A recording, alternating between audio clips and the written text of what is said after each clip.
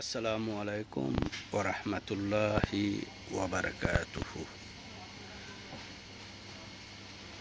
আজকে আমি একটা কাহিনী বলতেছি, যেটা আসলে ঘটে যাওয়া একটা কাহিনী। একটা ছেলে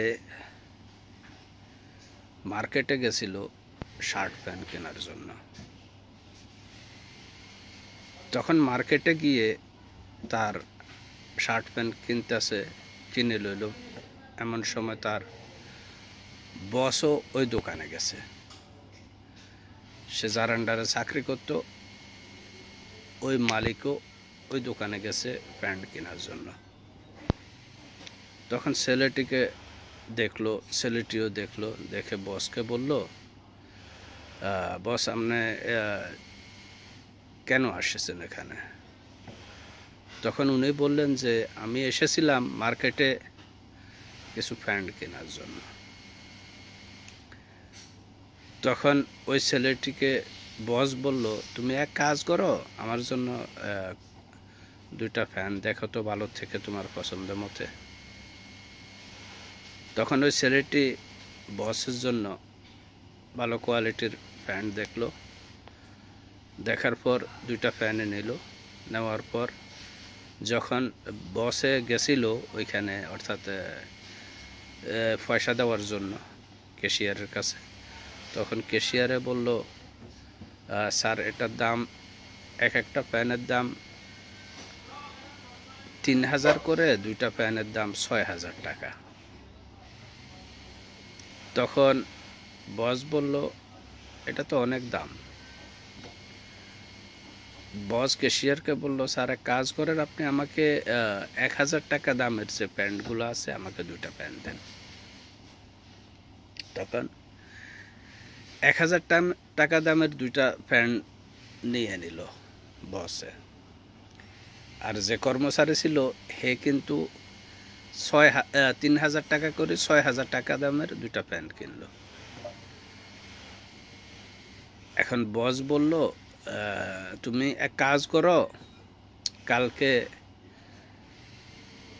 আমার সাথে দেখা করো।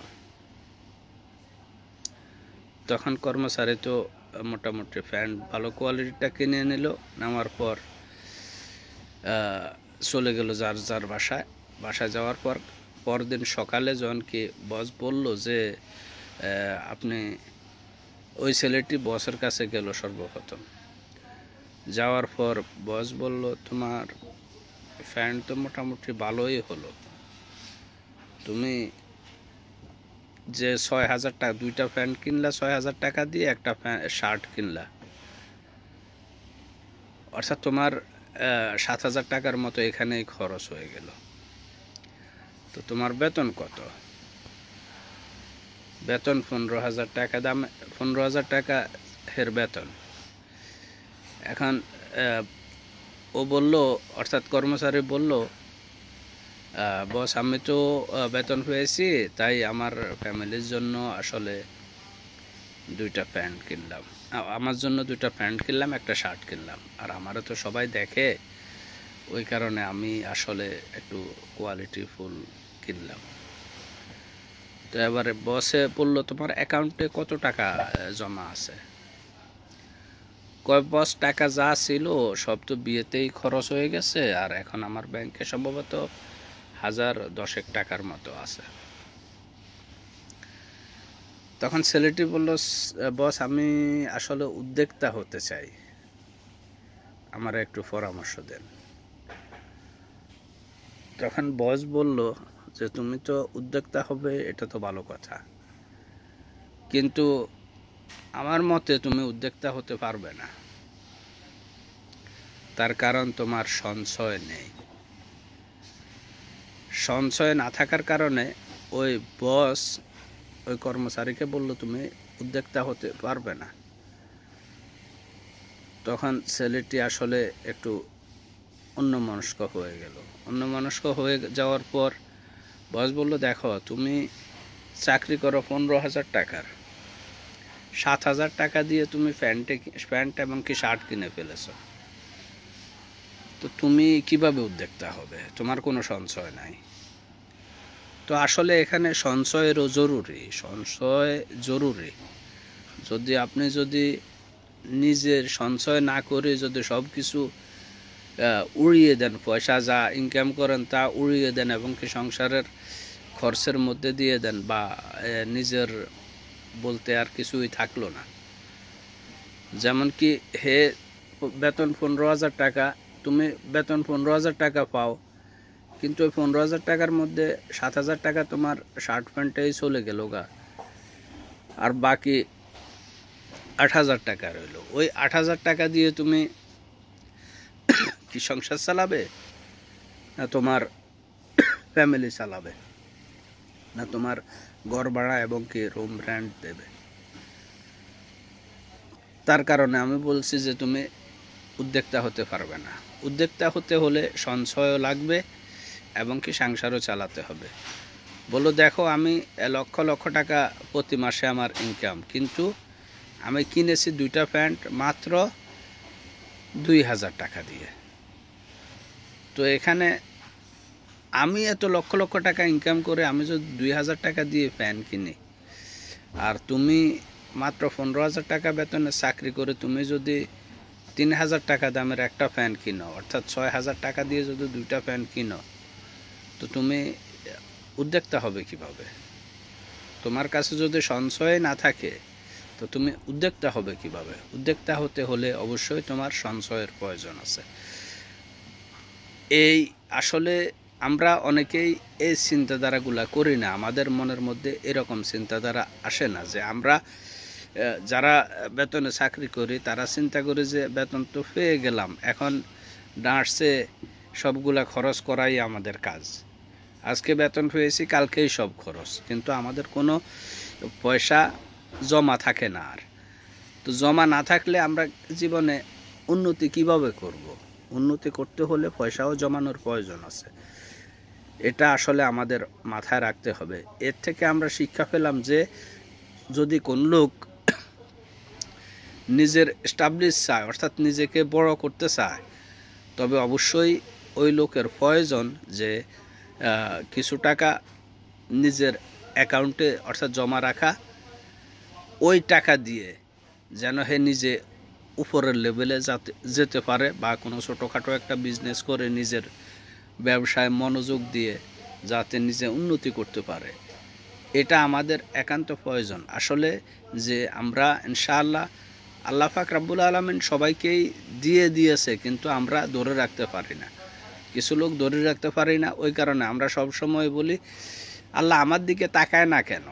এগুলা কিন্তু কবিরা গুনাহ।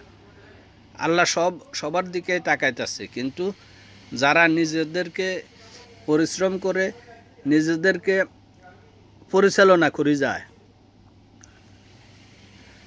এবং কি সব কিছু পরিচালনা করে যেতে পারে, তারাই অর্থাৎ প্রত্যেক উদ্যোক্তাও হতে পারে, তারা বিজনেসম্যানও হতে পারে, তারা মোটামুটি অল সাইডেই পারফেক্ট।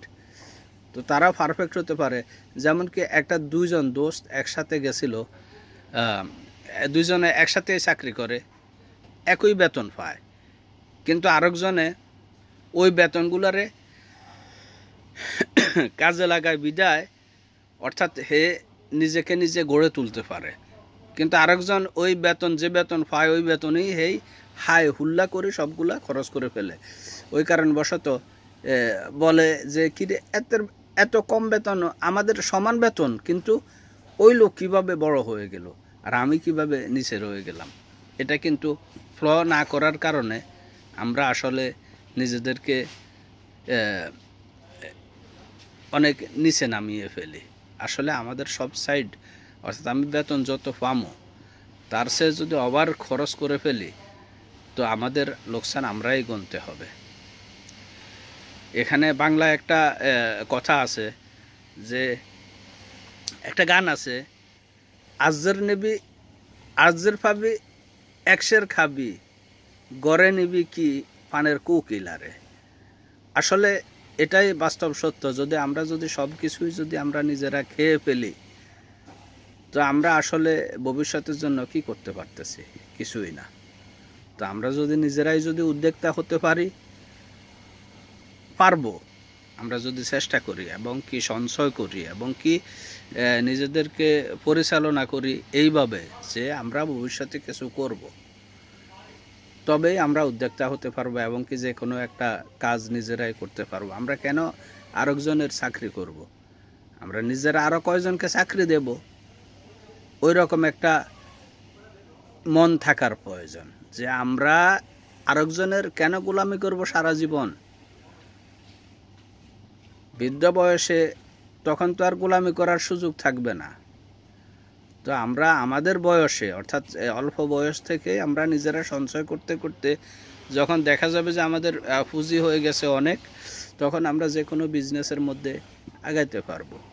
তো আমাদের এটাই হচ্ছে আসল কথা যে একটা লোক উদ্যোক্তা হতে হলে তাকে সঞ্চয়ী হতে হবে। সঞ্চয়ী হলেই উদ্যোক্তা হওয়া যায়। আসসালামু আলাইকুম ওয়া রাহমাতুল্লাহি ওয়া বারাকাতুহু।